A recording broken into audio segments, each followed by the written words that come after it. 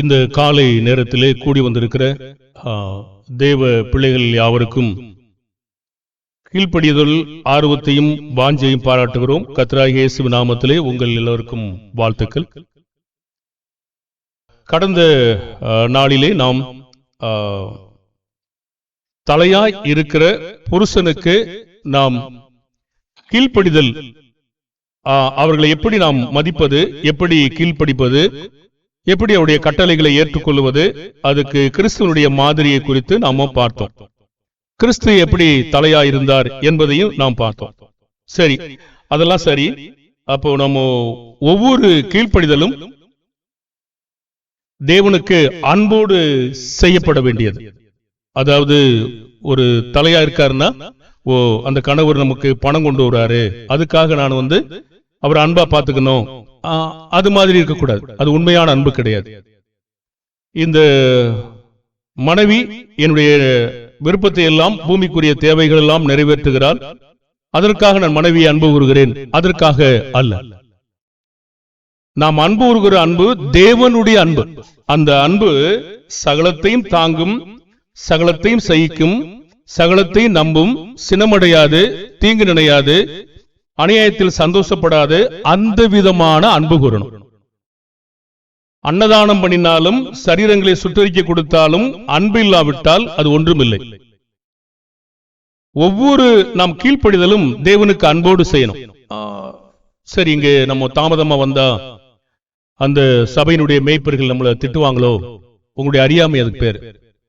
சபையினுடைய மேய்ப்பர்கள் திட்டுவாங்களா? என்னைக்கு திட்டிருக்காங்க? உலகத்தின் பாஷையில் எப்ப திட்டிருக்காங்களா? செய்ய மாட்டாங்க.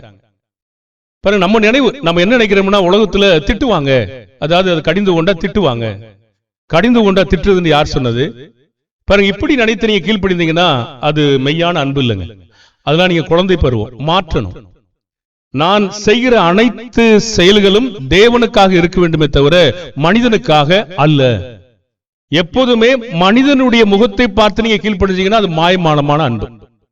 தேவனுடைய விஷயத்துல சபையினுடைய மேய்ப்பர்களை பார்த்து அவங்க என்னைய பார்ப்பாங்க, இவங்க என்னைய பார்ப்பாங்க, அவங்க லேட்டா போனா என்னை அசிங்கமா நினைப்பாங்க, இப்படி எல்லாம் நீங்க நினைக்க கூடாது. நான் தாமதமாய் போனால் எனக்கு முன்னாடி இருக்கிற ஆத்துமாக்கள் என்னை பார்த்து இடறி போவார்கள். ஆகையினால் நான் சரியாய் செல்ல வேண்டும் என்ற அந்த அன்பு வேணும். நான் சபையிலே ஒழுங்குங்கிறவமா நடக்காவிட்டால் என்னை பார்த்து இந்த சபையார் இடறி போகக்கூடிய வாய்ப்பு இருக்கு. அப்ப என்னால் ஒரு சகோதரனோ சகோதரியோ இடறி போக கூடாது என்பதிலே நான் உறுதியா இருக்கணும். அதுதான் தேவனுடைய அன்பு. இந்த பிள்ளைகளை நாம் சம்பாதிக்கிறாங்க, அதுக்காக வாசலாம் தூங்க, படுத்துக்குங்க, சோமாருங்க, ரூமுக்குள்ள போய் படுத்துக்குங்க, அப்படி சொல்லக்கூடாது. அது தேவனுடைய அன்பு கிடையாது. பிள்ளைகளை ஆவிக்குரிய வழியில் வளர்ப்பதுதான் தேவனுடைய அன்பு. பாருங்க, இப்படி நம்ம அன்பு கூர்ந்தோம்னா அந்த அன்பெல்லாம் மாற்றணும். அப்ப புருஷன் மனைவி அன்பு கூறுவதிலே ஒரு மாயமான அன்பையும் மாயமற்ற அன்பையும் நம்ம எப்படி கண்டுபிடிப்பது? ஒரு மாயமான நடிக்கிற அன்பையும் ஒரு உண்மையான அன்பையும் நம்ம எப்படி கண்டுபிடிப்போம்? சரி, அன்றைய நாட்கள்ல கொரிந்து சபையில இந்த அன்பு பற்றின பாடம் எடுக்கிறதுக்கான காரணம் ஒரு காரியம் இருந்தது. 1ஆம் நூற்றாண்டு காலத்திலே அவர்கள் அந்நிய பாஷை, தீர்க்க தரிசன வரங்கள் மற்றும் பல்வேறு விதமான 9 விதமான வரங்கள் அருளப்பட்டது. அந்த வரங்கள் அவங்க பேசும்போது அவங்க கட்டுவிக்கிற நோக்கத்தோடு பேசல. அப்படியான அன்பு இல்ல. என்ன பாப்போமே, 1 கொரிந்தியர் 13:1.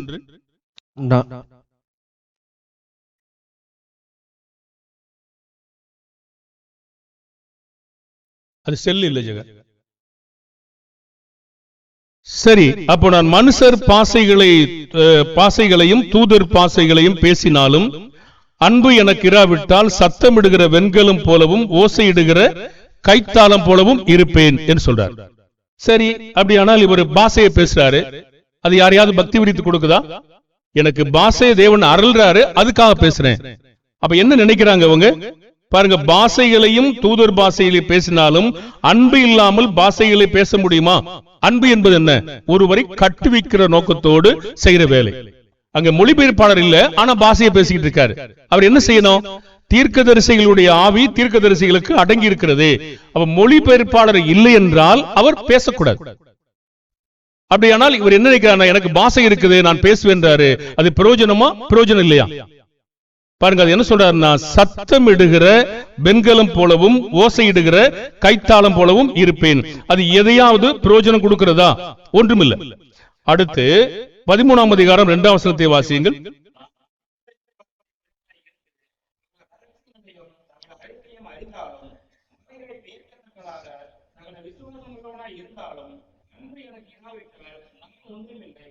சரி, அப்போ அவருக்கு தீர்க்க தரிசன வரம் இருக்கு, ரகசியத்தின் அறிவு இருக்கு, சரீரத்தை சுட்டரிக்க கொடுக்கிறாரு, மலைகளை பெயர்க்கத்தக்க விசுவாசம் இருக்கு. இருந்தும் என்ன பிரயோஜனம்? ஒரு பிரயோஜனமும் இல்லை. அப்படியானா அவர் என்ன செய்யணும் பாருங்க. ஒருத்தனை கட்டுவிக்கிற அல்லது அன்பு கூறுகிற ஒரு செயலோடு ஒன்றும் செய்யாவிட்டால் ஒன்றும் இல்லை என்றார். அப்ப நம்ம சபை கூடங்களும் சரி, அல்லது குடும்பத்தில் அன்பு கூறுவதும் சரி, தேவனை சேவிப்பதிலும் சரி, அன்பில்லாத செயல் எந்த பிரயோஜனத்தையும் கொடுக்காது. மனுஷ பயம் கண்ணியை வருவிக்கும். மனுஷ பயம் புறம்பே தள்ளிவிடும். சரி, சபை கூடங்களுக்கு வரீங்க, நீங்க சிலர் நெகத்தை கடிச்சிட்டே இருக்கீங்கன்னு வச்சுக்கொள்ளுங்களேன். அது மற்றவங்களுக்கு என்ன சொல்லும்? சரி, சிலர் என்ன சொல்லும்? மற்றவங்களுக்கு என்ன சொல்லும்? நீங்கள் இடரலாக்குறீங்களா இல்ல கட்டு வைக்கிறீங்களா? பாருங்க, ஞானமா இருக்கணும் இல்லையா? நம்ம தேவனுக்காக தூக்கம் வந்தா கூட கண்ணை போய் கழுவிட்டு இன்னும் தண்ணியை வச்சு நினைச்சுக்கிட்டு தேவனுக்காக நம்ம அங்க இருக்கணும். அப்படி இருக்கணும். பாருங்க, அது தேவனுடைய பிள்ளைகளை கட்டுவிக்கிறது. அப்ப தேவனுடைய பிள்ளைகளை கட்டுவிக்கிற நோக்கத்திற்கு தடையா இருக்கிற எந்த ஒரு தவறான செயலையும் செய்யக்கூடாது. ஆசிரியர் பாடம் நடத்திட்டு இருக்காரு, நீங்க என்ன சொல்லுது? ஆசிரியருக்கு என்ன சொல்லும்? இல்ல சந்தோஷமா இருப்பாரா, அவர் எரிச்சல் மூட்டுவாரா? நீங்க அந்த காரியங்கள்லாம் மாற்றணும். உலகத்துல என்ன இருக்கும்? நமக்கு நேரம் போகல, ஏதோ செஞ்சிட்டு இருக்க கூடாது. நமக்கு தூக்கம் வருதுன்னா தூங்கக்கூடாது, தூக்கம் வராம பார்க்கணும். நாங்க தேவனுடைய நாள்ல, கர்த்தருடைய நாளில நம்ம பக்தி விருத்திக்கு ஏதுவாக நீங்க அன்போடு நடக்கிறீங்களா இல்லையா என்று அதான் சொல்லும். நீங்க தேவனிடத்தில் அன்புள்ளவர்களா இருக்கிறீர்களா இல்லையா என்பதை உங்களுடைய செயல்கள் தான் வெளிப்படுத்தும். அப்படியானால் 1 கொரிந்தியர் 13ஆம் அதிகாரம் 3ஆம் வசனத்தை பாருங்கள். எனக்கு உண்டான யாவற்றையும் நான் அன்னதானம் பண்ணினாலும், என் சரீரத்தை சுட்டெரிக்கப்படுவதற்கு கொடுத்தாலும், அன்பு எனக்கு இராவிட்டால் எனக்கு பிரயோஜனம் ஒன்றுமில்லை. சரி, நான் என்னுடைய சாப்பாடெல்லாம் மற்றவங்களுக்கு பகிர்ந்து கொடுக்கிறேன், அது பெருமைக்காக, என்னுடைய புகழ் ஓங்குவதற்காக. நான் அநேக மக்கள் செல்வதற்காக வாகனங்களை ஏற்பாடு செய்கிறேன், ஆட்டோ ஏற்பாடு பண்ணுகிறேன், கார் ஏற்பாடு பண்ணுகிறேன். ஆனால் அது பெருமைக்காக. பாருங்க, 2 நிலை. நான் செய்கிறேன், ஆனால் எனக்காக செய்கிறேன். நான் எந்த ஒரு செயலையும் தேவனுக்காக செய்ய வேண்டும். தேவனுக்காக செய்வோம் என்றால் தேவனுடைய பிரமாணத்தில் என்ன இருக்கிறது என்பதை அன்போடு செய்யணும். அப்ப அன்போடு செய்கிற அந்த செயலுக்காக சொல்றார் 3ஆம் வசனத்துல, எனக்கு உண்டான யாவற்றையும் நான் அன்னதானம் பண்ணினாலும், என் சரீரத்தையே சுட்டெரிக்க கொடுத்தாலும். ஒருவேளை அது என்னுடைய வைராக்கியத்திற்காக நான் சாகுறேன், உலகத்திற்காக சாகுறாங்க, அது அன்பா? தேவனுடைய அன்பு, அகாபே என்று சொல்லக்கூடிய தேவனுடைய மெய்யான அன்பு, கிறிஸ்துவனுடைய அன்பு வரணும். அப்ப இந்த அன்பு கூறாம அவங்க சரீரத்தை சுட்டரிக்க கொடுக்கறாங்க, அன்னதானம் பண்றாங்க. அப்ப எல்லாம் கொடுத்து அன்பு இல்லைன்னு என்ன இல்ல? பிரயோஜனம் இல்லை. பிரயோஜனம் இல்லாத இந்த அன்னதானம் எதுக்கு? பிரயோஜனம் இல்லாத வாகன ஏற்பாடுகள் எதற்கு? பிரயோஜனம் இல்லாமல் நான் அந்த அன்பு இருந்தால் எல்லாவற்றையுமே ஏற்றுக்கொள்வேனே, அன்பு இருந்தால் சகலத்தையும் தாங்குவேனே, அன்பு இருந்தால் தேவனுக்கு பிரியமான பிள்ளைகளாய் என்னுடைய வாழ்க்கையில் நடப்பேனே. அப்படி இல்லாத பொழுது அன்பு இராவிட்டால் எனக்கு பிரயோஜனம் ஒன்றுமில்லை சொல்றார். நீங்களும் நானும் தேவனை அன்போடு சேவிக்கணும். 1 கொரிந்தியர் 13ஆம் அதிகாரம் 4-8. அன்புன்னா என்ன சொல்லுது பாருங்க. அன்பு நீடிய சாந்தமும் தயவும் உள்ளது, அன்புக்கு பொறாமை இல்லை. அன்பு தன்னை புகழாது, இருமாப்பாய் இராது, அயோக்கியமானதை செய்யாது, தற்பொழிவை நாடாது, சினமடையாது, தீங்கு நினையாது, அநியாயத்தில் சந்தோஷப்படாமல் சத்தியத்தில் சந்தோஷப்படும், சகலத்தையும் தாங்கும், சகலத்தையும் விசுவாசிக்கும், சகலத்தையும் நம்பும், சகலத்தையும் சகிக்கும். அன்பு ஒரு காலம் ஒழியாது. தீர்க்கதரிசனாலும் ஒளிந்து போம், அந்நிய பாஷைகளாலும் ஒழிந்து போம், அறிவானாலும் ஒளிந்து போம். நம்முடைய அறிவு குறைவுள்ளது, நாம் தீர்க்க தரிசனம் சொல்லுதலோ போதும் போதும். நன்றி. அப்ப இந்த காரியங்களை கவனித்துக் கொள்ளுங்க. ஒருவர் அன்போடு செய்வாரானால் அது சாந்தமா இருக்கும், தீங்கு செய்யாது, தயவாக இருக்கும். பிறகு எல்லா காரியங்களையும் அது பொறாமைப்படாது. மற்றவர்கள் மேலே பொறாமைப்பட்டு மற்றவர்களை தூசிப்பதோ மற்றவர்களை குறித்து பேசுவதோ அது செய்யாது. அன்பு தன்னுடைய புகழ்ச்சியை நாடாது. நான் என்ன செய்யறேன் பாரு, அதை சொல்லாது. அது தேவனுக்காக, தேவனுடைய சரீரம், தேவனுடைய ஆவி, தேவனுடைய ஜீவன், தேவன் கொடுத்த பலம், தேவன் கொடுத்த பணம், தேவன் கொடுத்த பொருள், எனக்கு தேவன் கொடுத்த பலம் எல்லாம் தேவனுக்காக செய்வேன். என்னை எப்படி புகழுவேன் பாருங்க. அன்பு தன்னை புகழாது. அது சொல்றாரு, அது இருமாப்பா இராது. இருமாப்புனா நமக்கு அதெல்லாம் ஒண்ணு ஒண்ணா படிக்க போறோம். நம்ம குடும்பத்துல புருஷன் மனைவி கீழ்ப்படிதல் அன்போடே செய்யப்பட கடவுது. எல்லாவற்றிலுமே எல்லாவற்றையும் சகித்துக் கொள்ள வேண்டும், அப்படி செய்யணும். அப்போ இந்த காரியத்தில் அது அயோக்கியமானதை செய்யாது. தற்பொழிவை என்னை யாரால் புகழுவாங்களா, எனக்கு தேங்க்ஸ் சொல்லுவாங்களா? என்ன தேங்க்ஸே சொல்லலையே, நன்றியே சொல்லலையே, அது ஒரு காரியம். ஆனா எனக்காக நான் நன்றியை எதிர்பார்க்க கூடாது. தேவனுக்காக நன்றி எதிர்பார்க்கணும். தேவனுடைய சுபாவத்தில் வளர்வதற்காக நன்றி எதிர்பார்க்கணும். எனக்கு நன்றி வேணும் அப்படி எதிர்பார்க்கும் போது அது சுயநலம் நிறைந்த ஒரு காரியங்கள். இயேசு ஒரு சமயத்தை புகழ்ந்தாங்க. நீர் சுமந்த கற்பங்களும் நீர் பாலுண்ட முளைகளும் ஆசீர்வதிக்கப்படுவதாக சொன்ன உடனே மிக்க நன்றி நன்றி நன்றி சொன்னாங்களா? அப்படி இருந்தாலும் தேவனுடைய சித்தத்தின்படி செய்யறவங்க தான் பாக்கியவான் சொன்னார். அப்படி இருந்தாலும் இருக்கட்டும், அது பரவாயில்ல. ஆனா அதை தாண்டி தேவனுடைய சித்தத்தை யார் செய்கிறாங்களோ அவங்க தான் ஆசீர்வதிக்கப்படுவாங்க சொன்னார். அப்ப அன்பு இருக்கிற மக்கள் அயோக்கியமானது செய்ய மாட்டாங்க, தற்பொழிவு நாட மாட்டாங்க, அடிக்கடி சினமா கோபப்பட மாட்டாங்க, தீங்கு அடுத்த மனுஷங்களுக்கு தீங்கு நினைக்க மாட்டாங்க, அநியாயம் நடக்கும் போது ஓகே கைதட்டி சந்தோஷமா இருக்க மாட்டாங்க. சத்தியத்தை நேசிக்கிற பிள்ளைகள் மேல சந்தோஷமா இருப்பாங்க, அதை தடை செய்ய மாட்டாங்க, சத்தியத்திற்கு ஆதரவளிப்பாங்க, சகலத்தையும் தாங்கிக்கிறவாங்க, சகலத்தையும் விசுவாசிப்பாங்க, தேவனுடைய வார்த்தையில சொல்லப்படுகிற வார்த்தைகளை சகலத்தையும் நம்புவாங்க, சகலத்தையும் சகித்துக் கொள்வாங்க. பாருங்க, இதை நம்ம ஒவ்வொன்றா கொஞ்சம் பார்க்க போறோம். இன்றைக்கு நம்ம சாந்தம் என்ற பாகத்தை தான் பார்க்க போறோம். இன்னும் புருஷன் மனைவிக்காக தான் பார்த்துட்டு இருக்கோம். புருஷன் மனைவி என்பது ஒரு என் வீட்டுக்காரரு சம்பளம் கொண்டு வராரு, என்னுடைய மனைவி உலகத்தினுடைய காரியங்கள் எல்லாவற்றையும் கீழ்ப்படுகிறா, அதுக்காக கூர்ந்தா அது மெய்யான அன்பு கிடையாது. தேவனுக்கான அன்பா இருக்கணும். அவர்கள் எல்லாம் செய்யறாங்க, தேவனுடைய சபைக்கு ஒழுங்கா நேரத்துக்கு வர மாட்டாங்க, ஒழுங்கா கூட மாட்டாங்க, ஜெபிக்க ஒத்து வர மாட்டாங்க. அப்படின்னா என்ன பிரயோஜனம்? அன்பு இல்லாவிட்டால் என்ன பிரயோஜனம்? அன்பு இல்லாமல் இருக்கும் என்றால் அந்த அன்பு என்ன ஆகுது? வகுப்பு இருக்கு, எந்த வகுப்பையாவது எப்படியாவது கேட்கணும் அப்படி நினைக்க மாட்டாங்க. அது என்ன அன்பு? அப்ப அன்பு இல்லாவிட்டால் பிரயோஜனம் இல்லை. வெளிப்புற செயல் மட்டும் தேவனுடைய அன்பிற்கு ஒரு அடையாளமாக இருக்காது. எது பிரயோஜனம் இல்லை சொல்றாரு பாருங்க. 14ஆம் அதிகாரம் 1 கொரிந்தியர் 6வது வசனம். 1 கொரிந்தியர் 16:14-6.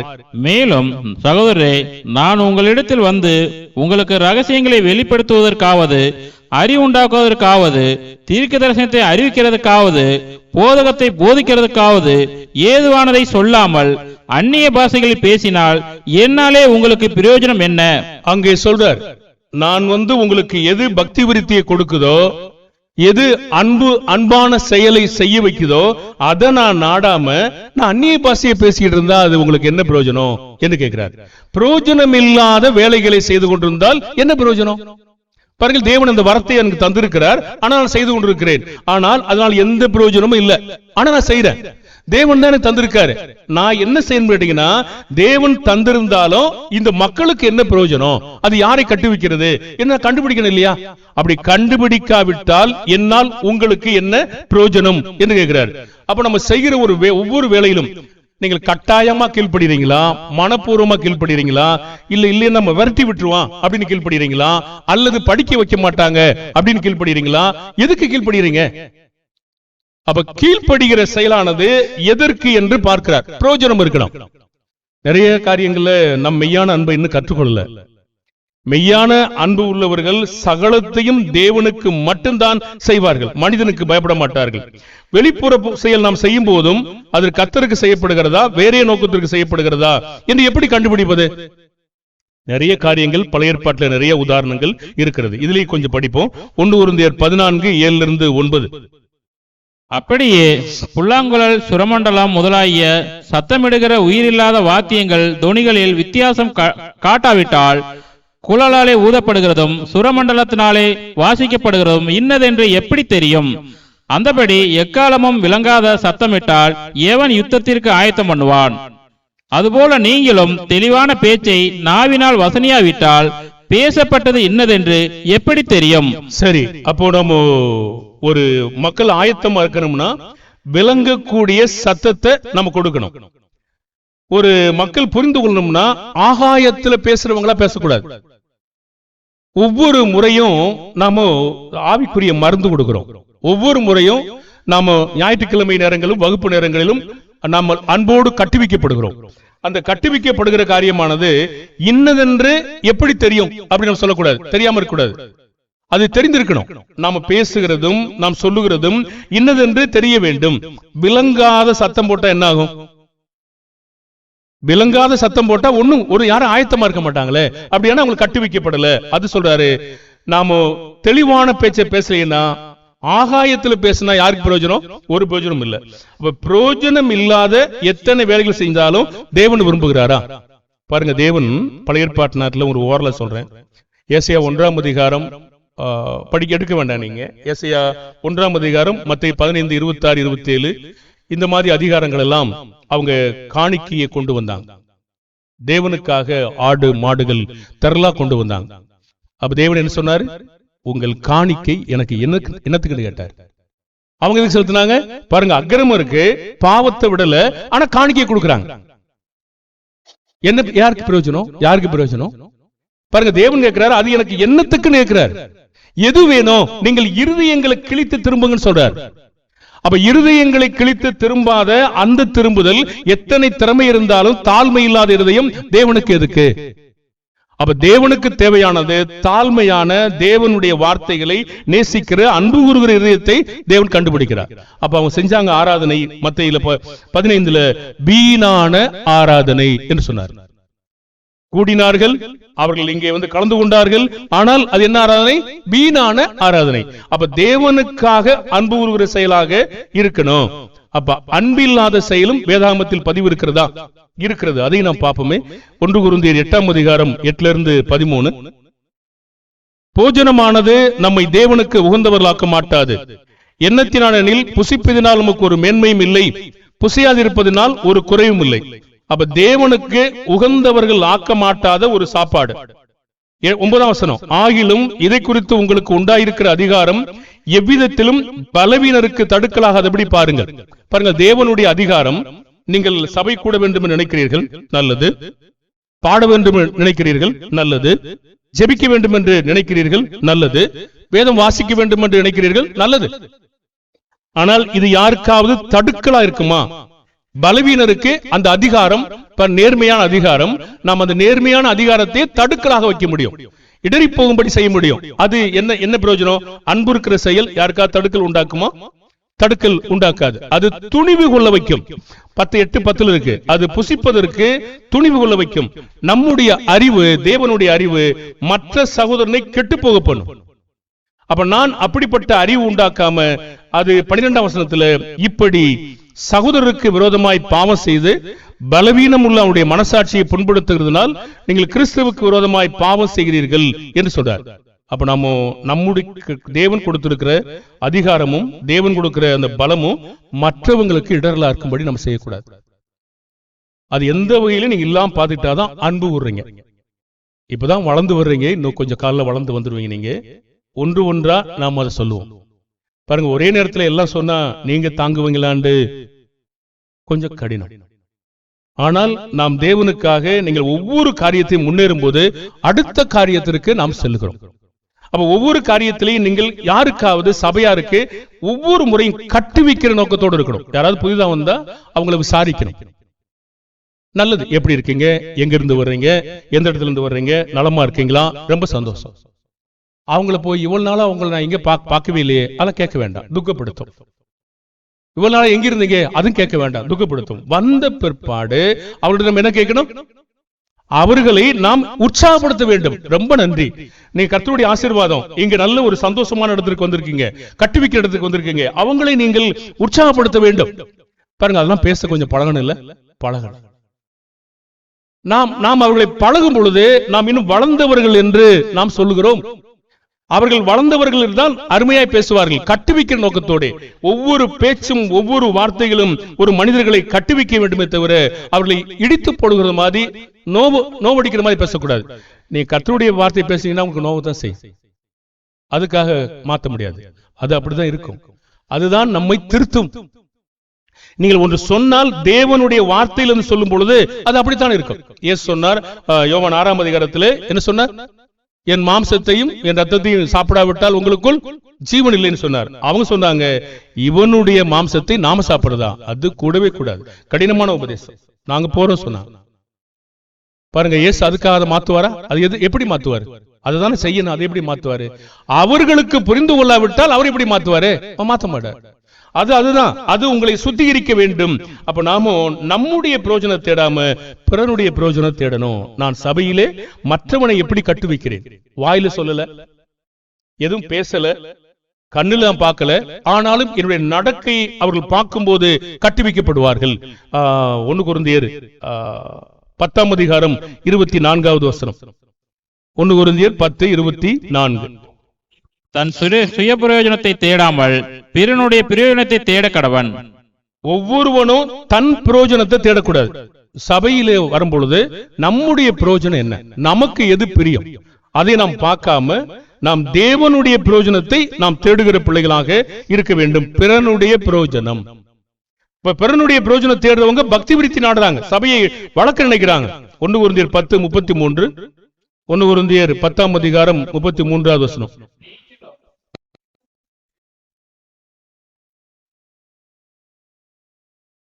யூதருக்கும் கிரேக்கருக்கும் தேவனுடைய சபைக்கும் இடரல் அற்றவர்களாயிருங்கள் என்று சொல்றார். அப்ப அவங்க என்ன செஞ்சிருக்காங்க? அந்த சபையாரு இடரல் உண்டாக்கக்கூடியவங்களா இருந்திருக்காங்க. நீங்க இடரல் செய்யாதீங்க அப்படின்றார். எந்த வகையில செய்வாங்க? ஒருத்தன் சாப்பிடுறான், ஒருத்தன் கர்த்தருடைய பந்தி முந்தி சாப்பிடுறான், ஒருத்தன் வெறியா இருக்கிறான், ஒருத்தன் பசியா இருக்கிறான், ஒருத்தன் விபச்சாரம் பண்றான், ஒருத்தன் இருமாப்பா இருக்கிறான். இதுல என்ன சொல்லுது? இடரல் உண்டாக்குகிற செயல். அப்ப இடரல் உண்டாக்குகிற ஒரு செயலை நாம் ஒருபோதும் செய்யக்கூடாது. 1 கொரிந்தியர் 11:20-22. தன் சொந்த போஜனத்தை முந்தி சாப்பிடுகிறான், ஒருவன் பசியாய் இருக்கிறான், ஒருவன் வெறியாய் இருக்கிறான். இப்படி செய்கிறது கர்த்தருடைய ராபோஜனம் பண்ணுவது அல்லவே? புசிக்கிறதற்கும் குடிக்கிறதற்கும் உங்களுக்கு வீடுகள் இல்லையா? தேவனுடைய சபையை அசட்டை பண்ணி இல்லாதவர்களை வெட்கப்படுத்தீர்களா? உங்களுக்கு நான் என்ன சொல்லுவேன்? இதை குறித்து உங்களை புகழ்வேனோ? புகழேன். அவர் என்ன சொல்றாரு? ஒரு கர்த்தருடைய பந்தி நடத்துறவங்க இன்னும் அவங்க எல்லாம் வர்றதுக்கு காத்திருக்கணும், காத்திருக்கல. சரி, அது சரியா புரிஞ்சு செய்யறாங்களா? அது செய்யல. இவங்களுடைய நோக்கம் என்ன? வெட்கப்படுத்துற நோக்கம், அசட்டப்படுகிற நோக்கம். எனக்கு இருக்கு, நான் செய்வேன். பாருங்க, எனக்கு இருக்கு, நான் செய்வேன் நாம செய்யணுமா, இல்லது தேவன் புகழும்படி செய்யணுமா? அவர் சொல்றாரு இது ராபோஜனமே கிடையாதுன்றார். ஆனா செய்யறாங்களா? கேள்வி பாருங்க. அன்பு இருக்காது, அது அன்பா? இது ராபோஜனம் பண்றது கர்த்தருடைய வார்த்தையா? ஆமா. அது அன்போடு செய்யறாங்களா? அன்போடு செய்யலைன்னா எதையாவது பிரயோஜனம் இருக்கா? ஒண்ணுமில்ல. அப்ப நான் கர்த்தருடைய பந்திய அன்போடு செய்யலைன்னா அது என்ன பிரயோஜனம்? எனக்கு எந்த பிரயோஜனத்தையும் தராது. நான் தேவன் கிறிஸ்துவை அனுப்பி எனக்காக மரிக்க செய்தார், அவருக்காக நான் அன்போடு செய்ய வேண்டும். நான் என்னுடைய பாவத்தை விட்டு விலகி ஜீவித்து தேவனுக்கு உண்மையாய் வாழ்ந்து குமாரனுடைய அடிச்சுவடை பின்பற்றி அவர் எனக்காக மரித்தார் என்பதை நான் உணர்ந்து கொண்டு சரியாய் அன்போடு செய்ய வேண்டும். பாருங்க, இந்த சபையார் இத்தனை காரியங்கள் செய்தாங்க, ஆனாலும் அதெல்லாம் பிரயோஜனமா சும்மாவா? அன்போடு செய்கிற ஒரு செயல்களைத்தான் நாம் பார்க்கிறோம்.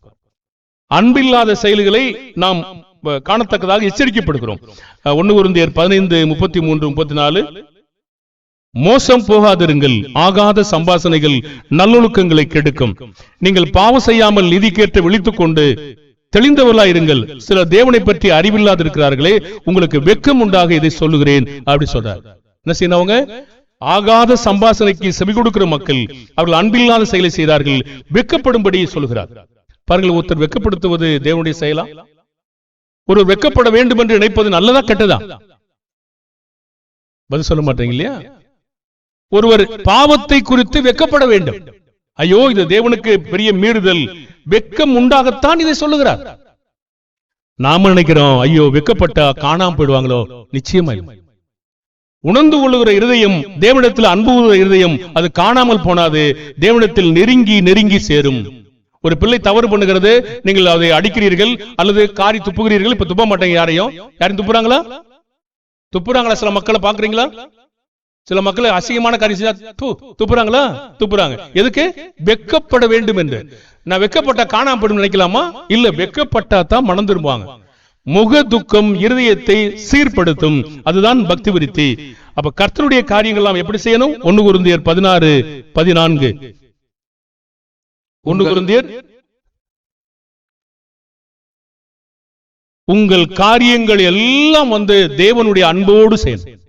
ஒவ்வொரு காரியத்தையும் எனக்காக செய்யாமல் அன்போடு நான் செய்கிற பிள்ளைகளாக, நாம் மற்றவர்களை கட்டுவிக்கிற மக்களாக, மற்றவர்கள் பயந்து தேவனை இன்னும் நெருங்குகிற மக்களாக என்னுடைய ஒவ்வொரு செயலும் இருக்கணும். ஒவ்வொரு செயலும் நாம் தேவனிடத்திலே அன்போடு செய்கிற செயலாக இருக்கணும். இப்ப முதலாவது அன்பினுடைய சுபாவங்களை பற்றி நாம் ஏற்கனவே படிச்சிட்டோம். அன்பினுடைய சுபாவங்கள்ல ஒரு சுபாவம் சாந்தம். அப்போ ஒரு அன்பினுடைய சுபாவங்களை நம்ம சாந்தம் பற்றி 1 கொரிந்தியர் 13:4 வாசிப்போம்.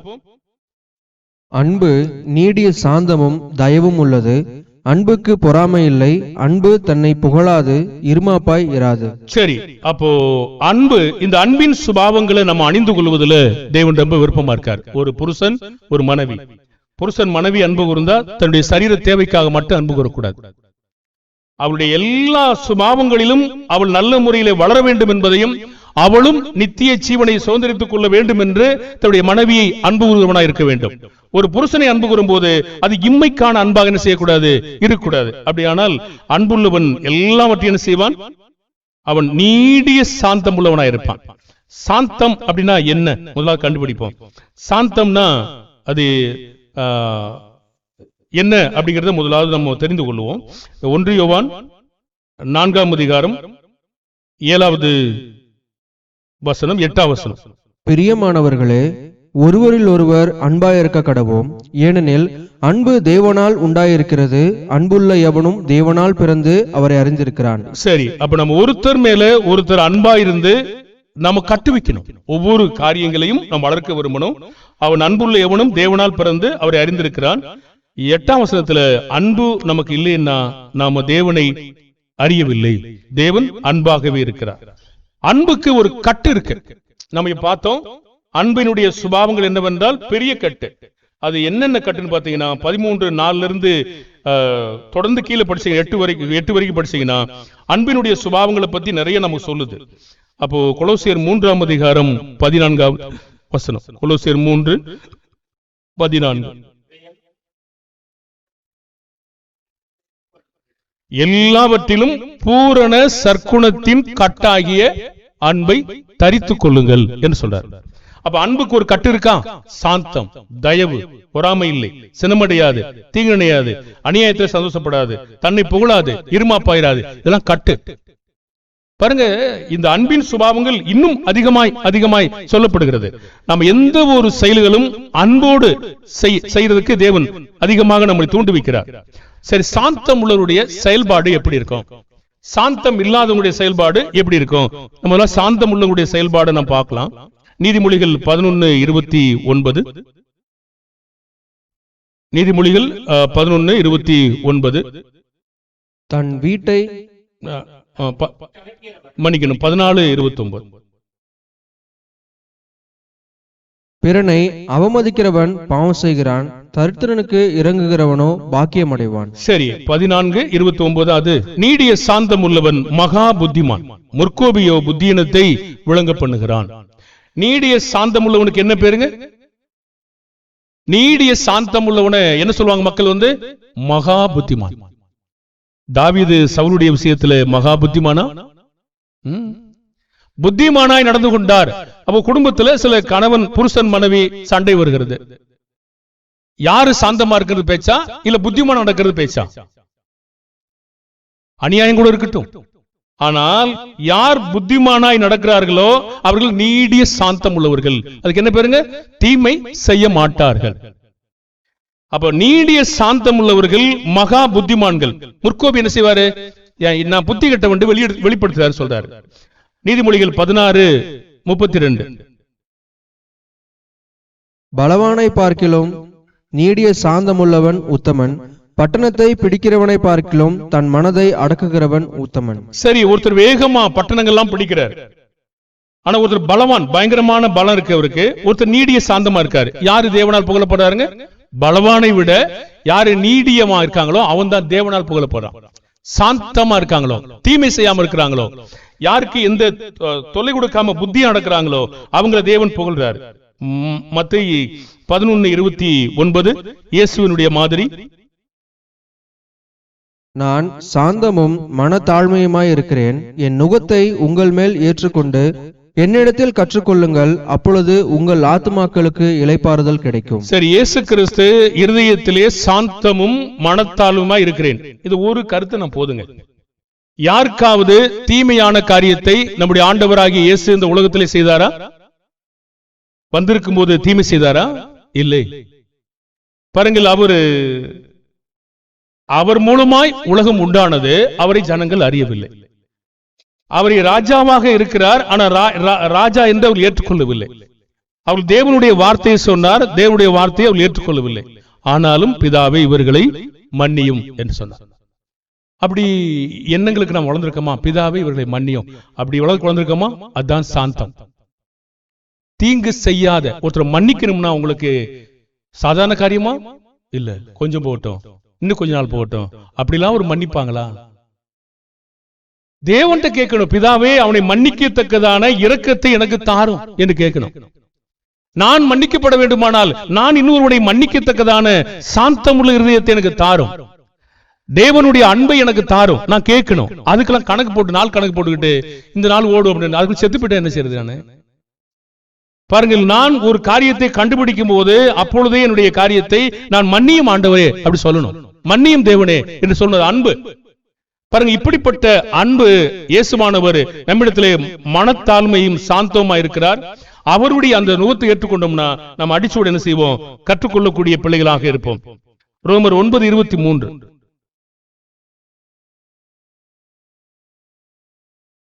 தாம் மகிமைக்காக எத்தனமாக்கின கிருபாதாரத்தின் மேல் தம்முடைய மகிமையின் ஐஸ்வர்யத்தை தெரியப்படுத்தவும் சித்தமாய் அழிவுக்கு எத்தனமாக்கப்பட்ட கோபாக்கினியை பாத்திரங்கள் மேல் மிகவும் நீடிய சாந்தத்தோட பொறுமையாய் இருந்தாரானால் உனக்கு என்ன? சரி, தேவன் நீடிய சாந்தமும் பொறுமையா இருந்தார் என்றால் அவருடைய கருத்து தான் என்னங்க? பாருங்க, சில பாத்திரங்கள் அழிவுக்கு எத்தனமாக்கப்பட்ட கோபாக்கினின் பாத்திரங்கள். தேவன் சாந்தமாவும் இருக்காரு, பொறுமையாவும் இருக்காரு. அப்படின்னா தேவன் சகித்துக் கொண்டிருக்காரா? நிச்சயமாக. அப்ப தேவனானவர் சகித்துக் கொண்டுதான் இந்த நல்லோர் மேலும் தீயோர் மேலும் மழையை பொழிய பண்ணுகிறார்.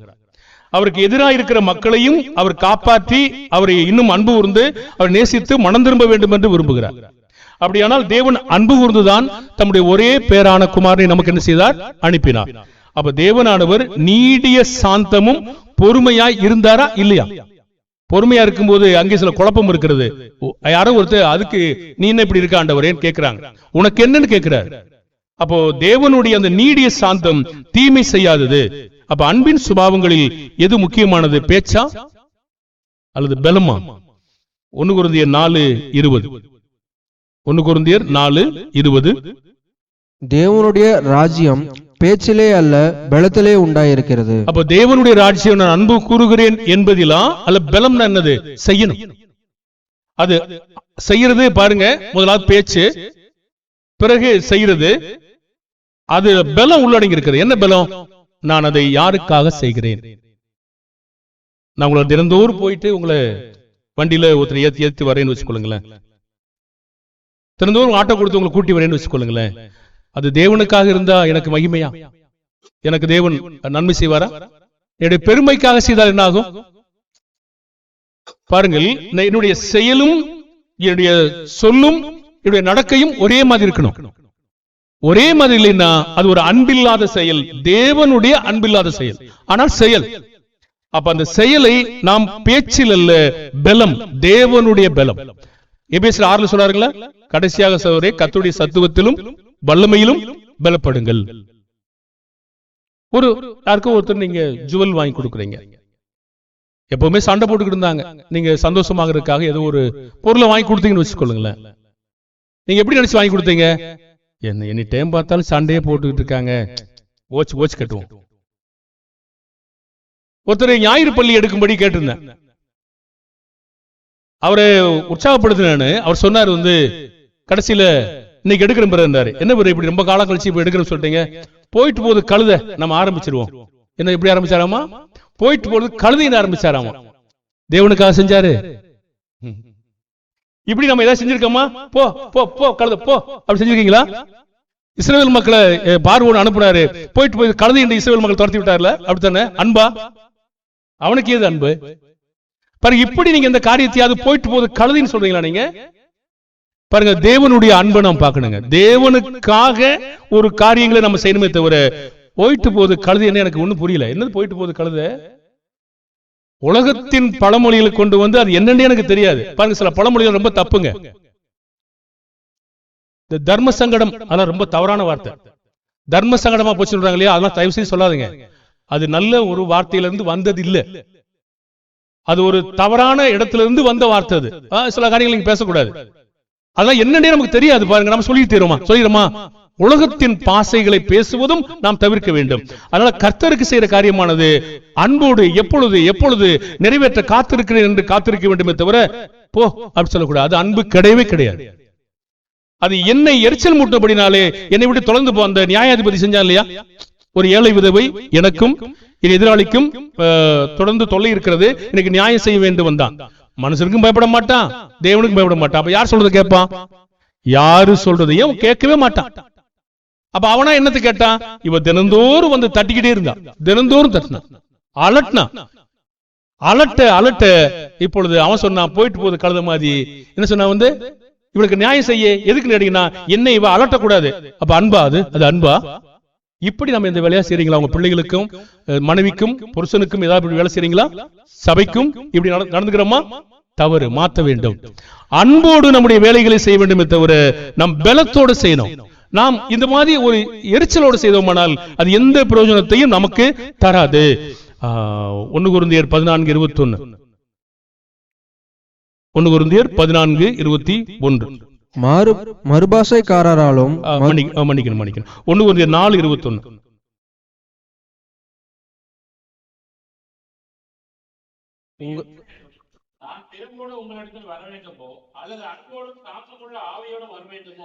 சரி, இது ஆவிக்குரிய பிள்ளைகள்கிட்ட ஆவியானவர் அப்போஸ்தலனாகிய பவுல் மூலமா கேட்கிறாரு. அவர் அவங்களுடைய பெரம்போடு வர முடியுமா? பெரிய ரூல் தூக்கிட்டு வருவாரா? தடி தூக்கிட்டு வந்தா மக்கள் இங்க இருப்பாங்களா? பெரம்ப தூக்கிட்டு வந்தாருன்னா அங்க இருப்பாங்களா? இருக்க மாட்டாங்களா? இருக்க மாட்டாங்களே. உங்களை கீழ்ப்படியில சீக்கிரம் வாங்க ஒரு குச்சி எடுத்து அடிச்சு நீங்க இருப்பீங்களா? இவன்ட்டு போய் சும்மா ஒன்றத்தனமா போட்டு அடிச்சுக்கிட்டு இருக்கான், அடிக்கவும் வெறிக்கவும் குடிக்கவும் தொடங்கிட்டான், இவன்ட்டு இருக்கவே முடியாது, நீங்க ஓடி போடுவீங்க இல்லையா? அப்ப எந்த பெரம்பு அவர் கொண்டு வந்திருப்பாரு? பாருங்க, நிறைய இடங்கள்ல உங்களை நீங்களே சோதிச்சு பாருங்க. உங்களை சோதிக்கும்படி எழுதினேன், வெக்கம் உண்டாக எழுதினேன். ஆனா என்னது? பெரம்பு என்ன செய்யும்? மதியினத்தை அகற்றும், பொல்லாப்பை அகற்றும். அவர் என்ன சொல்றாரு? அப்போ சோதிக்கும்படியான வெக்கம் உண்டாக எழுதுகிறேன். உங்களுக்குள் விவேகம் இல்லையா? உங்களுக்கு வெக்கம் இல்லையா? அதெல்லாம் என்னது? பெரம்பு. பாருங்க, ஆவிக்குரிய பிள்ளைகள்கிட்ட அந்த பெரம்பு தான் அவர் கொடுக்க முடியும். கடிந்து கொள்ளுதல், சாந்தமாய் அந்த பெரம்பை கொடுத்தார். அவர் கேட்கிறாரு, அன்போடு வரணுமா அல்லது சாந்தமுள்ள ஆவியோட வரணுமா? எது அதிகம் வேலை செய்யும்? சாந்தமுள்ள ஆவி. அவங்க ரொம்ப கீழ்ப்படியாம இருந்தாங்கன்னா கடிந்து கொள்ளக்கூடிய ஒரு பெரம்பு வரும், இல்லைன்னா சாந்தமுள்ள ஆவி வரும். அப்ப சாந்தமுள்ள ஆவி செய்யும் மேன்மையான செயல் என்ன? கலாத்தியர் 6:1. கலாத்தியர் 6:1. சகோதரரே, ஒருவன் யாதொரு குற்றத்தில் அகப்பட்டால் ஆவிக்குரியவர்களாகிய நீங்கள் சாந்தமுள்ள ஆவியோடே அப்படிப்பட்டவனை சீர்பொருந்த பண்ணுங்கள். நீயும் சோதிக்கப்படாதபடி உன்னை குறித்து எச்சரிக்கையாயிரு. சரி, அப்ப நம்ம யாராவது குற்றத்தில் அகப்பட்ட மக்களுக்கு பிரம்பு தேவைப்படாது, சாந்தமுள்ள ஆவி, தீமை செய்யாத ஆவி. அந்த நேரத்தில் நாமும் சோதிக்கப்பட வாய்ப்பு இருக்கிறது, பொல்லாப்பு செய்ய வாய்ப்பு இருக்கிறது, கோபப்பட வாய்ப்பு இருக்கிறது, அவங்களை நீங்க அதிகமா கடிந்து கொள்ள வாய்ப்பு இருக்கிறது, தீமை செய்ய வாய்ப்பு இருக்கிறது. நாம் சோதிக்கப்படாதபடி எச்சரிக்கையா இருந்து சாந்தமுள்ள ஆவியோட சீர்பொருந்த பண்ணும். அது என்ன செய்யணும்? கலாத்தியர் 6:2 சுமக்குறோம் சொல்லுது.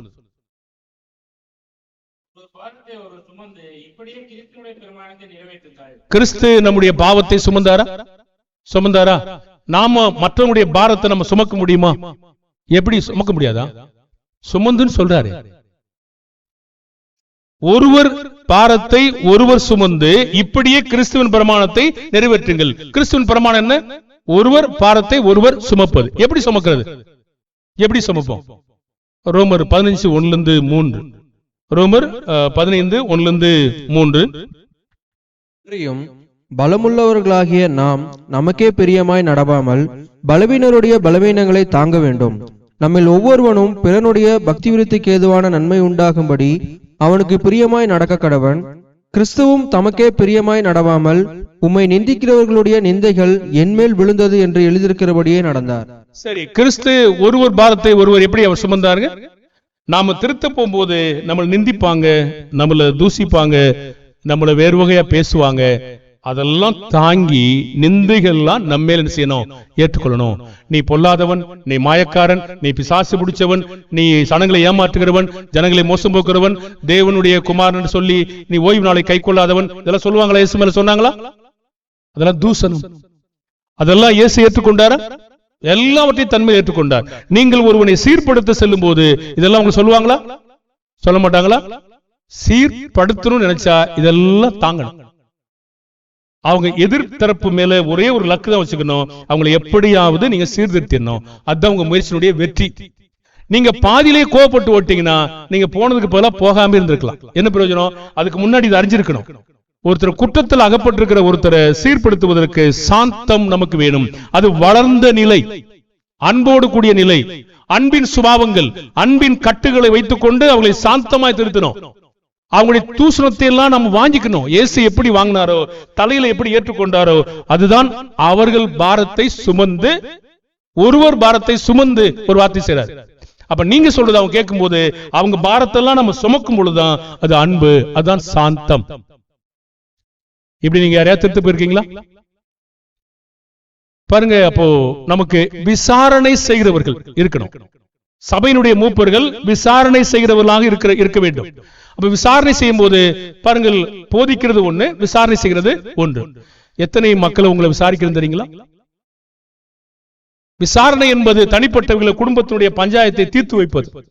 பாருங்க, விசாரிக்கிறது தேவனுடைய வார்த்தையிலும் தீர்த்து வைப்பது, உங்களுடைய பிரச்சனைகளை தீர்த்து வைப்பது, நன்றாய் விசாரணை செய்கிற. இப்படி இந்த விசாரணை செய்கிற பொழுது அன்போடு செய்யணும். விசாரணை செய்யறவங்களுக்கு எதிர்த்தாக்குதல் வராம இருக்குமா? இயேசு மக்களை சுத்திகரிக்க நினைத்தார். எத்தனை பிரச்சனைகள், எத்தனை துன்பங்கள்.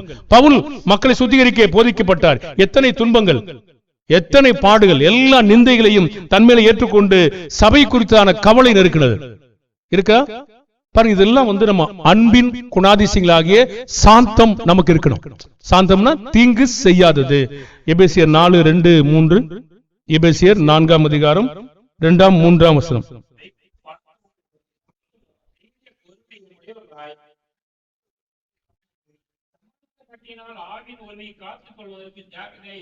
சரி, அன்பின் சுபாவம் என்ன? சாந்தம். அது என்ன செய்யும்? தாங்கிக்கிறோம். அது என்ன செய்யும்? சமாதானம் பண்ணும். அது எல்லாத்தையும் தாங்கும். ஒருமைப்பாட்டை காத்துக்கொள்ளணும். 1 தெசலோனிக்கேயர் 5:14.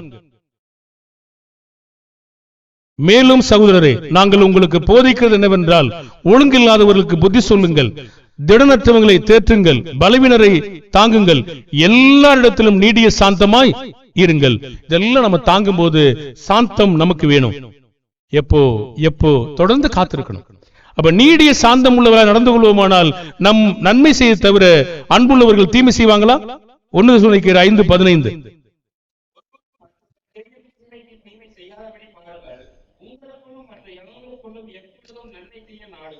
ஒருவனும் மற்றொருவன் செய்யும் தீமைக்கு தீமை செய்யாதபடி பாருங்க.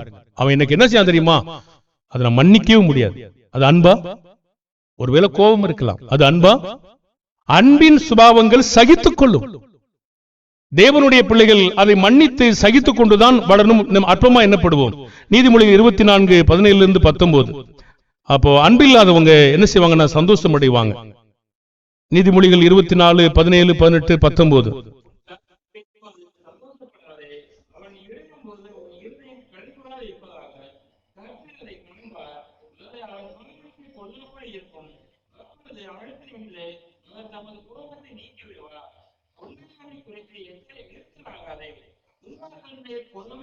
அது அன்பினுடைய வேலை அல்ல. அதான் சத்துரு விழும்போது நம்ம சந்தோஷப்படக்கூடாது. உங்களுடைய எதிராளிகள் விழும்போது நீங்க எப்பாவது கைதட்டி இருக்கீங்களா? வந்துச்சு அவனுக்கு எப்ப நினைச்சிருக்கீங்களா? அன்பு கிடையாது. நியாய தீர்ப்பு வேறங்க, வளர்க்கறதுக்கு வேறங்க. நியாய தீர்ப்பு நாள்ல இரக்கம் அதெல்லாம் கிடையாது ஒண்ணும். ஆனா வளர் நிலை காலங்கள்ல யாராவது விழும்போது ஐயோ உங்களை நம்ம தூக்கி விடணுமே, ஐயோ அன்னைக்கு என்ன பாடுபடுத்தினா அப்படின்னு பேசக்கூடாது. அது ஒரு இளையகுமாரன் தன்னுடைய தகப்பனை பாடாய்படுத்தினான். அவன் வரும்போது அதை அவர் பேசவில்லை. அவர் அன்பு கூறுகிறார், அவனை இன்னும் வளர்ப்பதற்கு விரும்புகிறார், சந்தோஷப்பட விரும்புகிறார். அப்ப ஒருவர் மனம் திரும்பும் பொழுது, சத்துரு நமக்கு விரோதமா எழும்புகிற பொழுது, அவன் விழும் பொழுது நாம் சந்தோஷப்படக்கூடாது. எனக்கு என்ன கேட்டது? அவன் அழிந்து போய் கொண்டிருக்கிறான், அவன் அழிவுக்கு உட்பட்டவன், அதனால் தேவன் கைதட்டி அவன் அழிச்சு விடுறார். ஆனால் என்னுடைய சத்துரு அன்பு கூறும்படி நீ கட்டளை இருக்கிறது. இயேசுவானவர் அன்பு கூர்ந்தார். அப்ப இந்த கைதட்டினா என்ன ஆகும்? நான் அவன் மேல எவ்வளவு பகையா இருக்கேன், எவ்வளவு கோபமா இருக்கேன். அது மெய்யான கிறிஸ்துவனுடைய அன்பா? இல்லை. பாருங்க, நீங்க சத்துரு மேல விழும்போது சந்தோஷப்படக்கூடாது. அவனை நாம் நேசிக்க வேண்டும். ஐயோ விழுந்து விட்டானா, ஐயோ விழுந்து இப்படி போய் விட்டானா, எப்படி காப்பாற்றுவது, அவனுக்கு என்ன செய்யலாம் என்று நாம் என்ன செய்யணும், அதை குறித்து நாம் யோசிக்கணுமே தவிர அது பொல்லாப்பா இருக்கும். தேவன் கோபத்தை நீக்கி விடுவார். மீகா 7:8, என் சத்துருவே எனக்கு விரோதமாய் சந்தோஷப்படாதே, நான் விழுந்தாலும் எழுந்திருப்பேன், நான் இருளில் உட்கார்ந்தால் கர்த்தர் எனக்கு வெளிச்சமாயிருப்பான் சொல்றாரு. அப்ப அன்புள்ளவன் என்ன செய்வான் என்றால் 2 தீமோத்தேயு 2:24, கர்த்தருடைய ஊழியக்காரன் சண்டை பண்ணுகிறவனாய் இராமல் எல்லா இடத்திலும் சாந்தம் உள்ளவனும் போதக சமத்தனும் தீமையை சகிக்கிறவனுமாயிருப்பான். அப்ப சாந்தம் தீமையை சகித்துக் கொள்ளும். அது சண்டை செய்யாது, பதிலுக்கு பதில் பேசாது, எதிர்த்து நிற்காது. அதுதான் தேவனுடைய அன்பு. அப்ப தேவனுடைய அன்பு அவனுடைய கட்டுமானத்தை, பக்தி விருத்தி பத்தி நோக்கமா இருக்கிறதே தவிர அவன் அழிந்து போக வேண்டும் என்றும் நான் ஜெயிக்க வேண்டும் என்று இருப்பதில்லை. அப்ப அன்பா இருக்கிற ஒருவன் அவனை உயர்த்தி இன்னும் கட்ட வேண்டும். அவனை விழுந்து விட்டான், அவனை தூக்கி நிறுத்த வேண்டும், இந்த யோசனையோட செய்யணும். அது அன்பு. ஆனால் அவனை விழுந்து விட்டான், அப்படியே போட்டு அமுக்கு, இதாண்ட சந்தர்ப்பம், மொத்தத்தை மோசம் பண்ணு, அது அன்பா? அன்பா? சபையை பாலடிச்சது அன்பா? அன்பா? மாயத்தனம். பாருங்க, அன்பின் செயலானது அது எவ்வளவு மேன்மையானது, உயர்ந்தது. எனக்கு விரோதமாய் செய்திருந்தாலும் நான் அன்பு கூறுவேன். அந்த அளவுக்கு வளரணும். அந்த அளவுக்கு நாம் வளர்க்கும் போது தேவன் என்னை இன்னும் மேன்மையாய் இன்னும் பரலோகத்தில் நிறைய பொறுப்புகளை கூட காத்திருக்கிறார். நாம் ஒவ்வொரு செயலும் அன்போடு செய்ய கடவனும். 2 தீமோத்தேயு 2:25-26, தன்னை எதிர்த்து பேசுகிறவனிடத்தில் அன்பின் செயல்பாடுகள் எப்படி இருக்க வேண்டும்?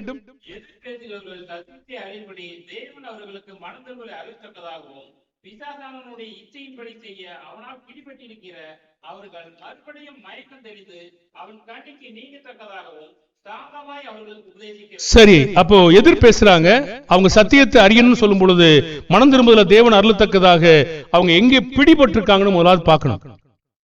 பிடிபட்டு இருக்கதை நீங்க பார்க்காம எப்படி அவுத்து விடுவீங்க? பாருங்க, ஒரு சிக்கு விழுந்துருச்சு. சிக்குன்னு அவங்க தெரியுது இல்லையா? முடி ஏதோ ஒண்ணு முடிச்சு விழுந்துருச்சு. அது எந்த வார்த்தையில் விழுந்திருக்குன்னு தெரிஞ்சாதான் அதுக்கு நிறைய பொறுமை வேணும். இல்லைன்னா அதை கோணமானல அறுத்து இருக்கிற சிக்கையை அதிகமாக்கிடுவோமோ. அப்போ அந்த எப்படி விழுந்திருக்குன்னு தெரிஞ்சாதான் அந்த விழுந்தது மாதிரி கொஞ்சம் அவுத்தா அவங்க சேதம் இல்லாம அவுத்துருவாங்க. இல்லைன்னா என்ன ஆகும்? எல்லாம் உடஞ்சு போயிடும். அப்போ சொல்றாரு, எதிர் பேசுகிறவர்கள் சத்தியத்தை அறியும்படி தேவன் அவர்களுக்கு மனம் திரும்புதல் கொடுக்கணும். அந்த நோக்கம் போதிக்கிறவனுக்கு ஒருத்தர் இருக்கணும். அப்ப பிசாசினுடைய இச்சையின்படி அவன் பிடிபட்டு இருக்கிறவர்கள் மயக்கமா இருக்காங்க. அவன் மயக்கம் தெரியறதுக்கு என்ன செய்யணும்? கண்ணிக்கு சாந்தமா உபதேசிக்கணும், தீங்கு செய்யாம உபதேசிக்கணும். பாருங்க, அப்ப தீங்கு செய்யாதபடி உபதேசிக்கிற பொழுது உங்களை பற்றியோ நான் என்ன செய்யறேன் பாரியா, அவன் என்ன செஞ்சிருக்கான், நான் என்ன செய்யறேன், இப்படி சொல்லிட்டே தெரியக்கூடாது. அதுவே அந்த அந்த விடுதலையை கெடுத்துரும். நீங்க செய்ய வேண்டிய வேலையை திறந்து செய்யுங்க, பிறகு நன்றியோடு வாழணும்னு நம்ம சொல்லிக் கொடுப்போம். ஆனா அவனுக்கு நீங்க கண்ணிக்கு நீங்கத்தக்கதாக சாந்தமா உபதேசிக்கணும். அந்த சாந்தத்திலையும் கடிந்து கொள்ள வேண்டிய சூழ்நிலை இருக்கும். தீத்து 2 தீமோத்தேயு 4:2, சமயம் பிரசங்கம் பண்ணு, எல்லா நீடிய சாந்தத்தோடும் உபதேசத்தோடும் கண்டனம் பண்ணி கடிந்து கொண்டு புத்தி சொல்லு. சரி, அப்போ இந்த சாந்தத்தோடு உபதேசம் பண்ணும் போது நீங்க எப்படி கண்டனம் பண்ணி கடிந்து கொண்டு எப்படி சாந்தமா சொல்லுவீங்க? சாந்தம்னா என்னங்க? சாந்தம்னா கடிந்து கொள்ள கூட சொல்லுதா? இயேசு யாரையாவது கடிந்து கொள்ளலையா? இயேசு யாரையாவது கண்டனம் பண்ணலையா? இயேசு யாரையாவது மாயக்காரன் சொல்லலையா? குடுனேன்னு சொல்லலையா? வேதபாரகரை பரிசேயரை உங்களுக்கு ஐயோன்னு சொல்லலையா? அப்போ சாந்தம்னா என்ன? அவனுக்கு தீங்கு செய்யாத ஒரு செயல், அவனை காப்பாற்றுகிற செயல். அப்போ சாந்தமா நீடிய சாந்தத்தோட அவனை கண்டனமும் பண்ணணும், கடிந்து கொள்ளணும். அவன் உங்களை எதிர்ப்பான், அவன் உங்களை தூசிப்பான். ஓய்வு நாளை கை கொள்ளவில்லை, ஜனங்களை தூசிக்கிறவன், ஜனங்களை வஞ்சிக்கிறவன், தேவனுடைய குமாரன் சொல்லுகிறவன், பிசாசு பிடிச்சவன், அதிகமான பிசாசு பிடிச்சவன், இப்படி எல்லாம் சொல்லி பரியாசம் பண்ணுவாங்க. நீங்க என்ன செய்யணும்? சாந்தமா சொல்லணும், தீங்கு செய்யாம சொல்லணும். அதுக்கு பேரு தான் சாந்தம். சரி, அப்போ சாந்தத்தினுடைய பாடம் நமக்கு முடியல. பாருங்க, ஒவ்வொரு சுபாவங்களுக்கும் எக்கச்சக்கமான பாடங்கள் இருக்கும். பாருங்க, ஒரு குடும்பத்துல ஒரு புருஷன் மனைவி இந்த சுபாவங்கள் எல்லாம் தரித்திருந்து இந்த மாதிரி செய்யும் போது அந்த குடும்பம் எவ்வளவு செழிப்பா இருக்கும். சண்டை வரும் நினைக்கிறீங்களா? சண்டை வருமா? என் மனைவி நீங்க சதா சண்டை போடுறேன்னு சொன்னீங்கன்னா நீங்க சகிக்க தெரியாத மனுஷங்க, சாந்தம் இல்லாத மனுஷங்க பேரு. சாந்தமா இருந்தீங்கன்னா இயேசு எப்படி சகித்தாரோ அதே போல நம்ம என்ன செய்வோம்? சகிப்போம். எவ்வளவு பெரிய சண்டைக்காரியா இருக்கட்டும், அதை பத்தி உங்களுக்கு என்ன கவலை? நீங்க சாந்தமா போங்க. இயேசுவை விடவா யார்ட்டையாவது ஏத்தவங்க இருப்பாங்க? இயேசுவை ஏத்ததுக்கு மேலே அவங்க ஏத்திருப்பாங்க. உங்களை யாராவது கொண்டிருக்காங்களா? சொல்லுங்க, உங்களை யாராவது கொண்டிருக்காங்களா? அடிச்சு காயப்படுத்தி மண்டை கண்டியில உடைச்சிருக்காங்களா? ரத்தம் வர வச்சிருக்காங்களா? அது கொஞ்சம். இன்னும் உங்களை தூசிலே இருந்திருக்காங்க, தினந்தோறும் தூசிக்கிறாங்களா? சாப்பாடு போடலையா? இயேசுவுக்கு தண்ணி கூட கொடுக்கல. பாருங்க, இந்த அளவுக்கு ஏன் சைத்தாரா? அப்ப முடியும் தானே வச்சிருக்காரு பவுலுக்கு. அப்போ நாம எதையாவது குறை சொல்லிட்டே இருக்காம சாந்தமா தீங்கு செய்யாம அவங்களை உருவாக்குறதுக்கு நீ போதீங்க. அவங்களுக்கு தீங்கு செஞ்சுட்டு இருக்காங்க, நல்லது சொல்லிட்டு இருங்க. அவங்க கேட்பாங்க, ஏன்டா பைத்தியக்காரா, உன்னை திட்டிக்கிட்டு இருக்க, உனக்கு புரியலையா? புரியாது, அவங்களுக்கு அது புரியாது. நீங்க அவங்களுடைய நலனை நீங்க நாடுங்க, அதான் சரி. அப்போ அவங்களுக்கு தெரியும், ஓஹோ நான் இவ்வளவு தீமை செய்யறேன், அவங்க எனக்கு தொடர்ந்து நன்மை செஞ்சுக்கிட்டே இருக்காங்களே. நன்மைன்னா இந்த சாப்பாடு சாப்பிடு, இந்த துணி, இதான் நன்மையா?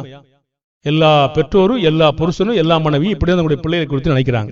இந்த துணி, இந்த சாப்பாடு, இந்த சைக்கிள், இந்த பைக்கு, இந்த காரு, இந்த செல்போன், இதுதான் வளர்க்கிற நிலையா? இதுதானா? வேதவசனம் படிச்சியா? ஜெபம் பண்ணையா? இன்னைக்கு சேர்ந்து அந்த வார்த்தைகளை கவனிச்சியா? இல்ல இன்னைக்கு நம்ம எல்லாரும் ஜெபிச்சோமா? இதெல்லாம் கேட்கறது இல்ல. அப்போ நம்ம எப்படிதான் அன்போடு வளர்க்கிறோம் நம்முடைய பிள்ளைகளை? எப்படிதான் வளரும் பாருங்க. இதை சொல்றோம், ஆனா அதை செய்ய மாட்டேங்கிறோம். அப்ப நம்ம இன்னும் குழந்தைகளாவே இருக்கும் இல்லையா? அன்போடு ஒவ்வொரு நேரங்களும் இன்னைக்கு ஜெபம் பண்ணையா அப்படி உங்க மனைவி பார்த்து கேட்டிருக்கீங்களா? தனியா நீ ஜெபம் பண்ணையா கேட்டிருக்கீங்களா? நான் கூப்பிடுறேன், வரவே மாட்டேங்கல்ல. வர வைக்கிறது எப்படின்னு தெரியணும் இல்ல? சரி, வர வைக்கிறது எப்படி? பக்கத்துல அவங்க படுத்திருக்காங்க, நீங்க ஒரு டீ கொண்டு போங்க, அன்பு கூறுங்க. ஏசு எப்படி அன்பு கூர்ந்தாரு? டீ கொண்டு போங்க, ஒரு தண்ணி எடுங்க, ஒரு இப்படி மோத் தொடங்க, ஒரு டவல் எடுத்துட்டு போங்க, மோத் தொடச்சு விடுங்க, கொஞ்சம் ப்ளீஸ் எந்திரிங்க, நம்ம கர்த்தரை நோக்கி ஜெபம் பண்ணணும், நம்முடைய குடும்பம் ஆசீர்வதிக்கப்படணும். இந்த டீ குடிங்க. எந்திரிப்பாங்களா? எந்திரிக்க மாட்டாங்களா? நிச்சயமா எந்திரிப்பாங்க. ஆனா நாம அப்படிலாம் சொல்லல. எந்திரிக்கிற பாரு, இப்ப பாரு, தண்ணி ஊத்துறேன் பாரு. பாரு, இதை இயேசு கிறிஸ்து இப்படிதான் செஞ்சாரா? பாருங்க, அன்புனா நம்ம அவங்களை உருவாக்கணும்னு நினைக்கணும். நம்ம உருவாக்கணும். நான் ஏன் பாகத்தை மட்டும், என்னுடைய தலைமைத்துவம் மட்டும், தலைமைன்னு நம்ம சொல்லிட்டோம், சர்வாகாதி கிடையாது. அன்போடு அவங்க நடத்தணும். எத்தனை தீமைகள் செய்தாலும் அவங்களை அன்போடு நடத்தும் பொழுதுதான் மெய்யான அன்பு. மேய்ப்பராகிய நாங்க உங்களோட அன்பு கூறணும். எத்தனை தீமைகள் செய்த போதும் பார்க்கவே சகிக்காது, ஆனா அன்பு கூர்ந்தா ஆகணும்.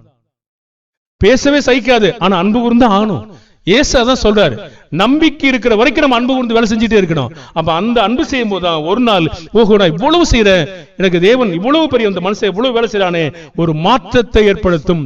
புத்தீனமான அறியாமையை நன்மை செய்வதன் மூலமாக அடக்க முடியும். ஆகினால சாப்பாடு, பொருள், அல்லது தீனு, உங்களுக்கு தேவையான சைக்கிள், இது மட்டும் அன்பு கிடையாதுங்க. ஆவிக்குரிய இருதயத்தை ரூபிக்கிற அன்பு இருக்கிறதா, அதை தான் நீங்க பார்க்கணும். அப்படி செய்யுங்க, அது மெய்யான அன்பு. கர்த்தர் நம்மை ஆசீர்வதிப்பார். அடுத்து நம்ம அந்த அன்பை பற்றி தொடர்வோம். கர்த்தருடைய இரக்கமும் அன்பும் உங்கள் அனைவரோடும் கூட இருப்பதாக. நன்றி. ஜெபிப்போம்.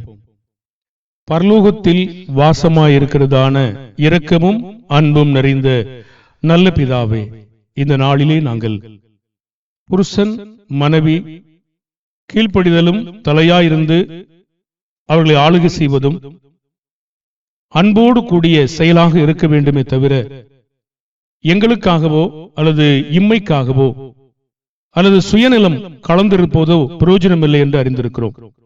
ஆகவே நாங்கள் தேவனை தேடுகிற செயலும் சரி, கர்த்தருக்காக செய்கிற ஒவ்வொரு செயலும் மனப்பூர்வமாய் அன்போடு கூடிய செயலாய் இருக்கும் என்றால் நிச்சயமாகவே மெய்ப்பலனை பெற்றுக் கொள்வார்கள்.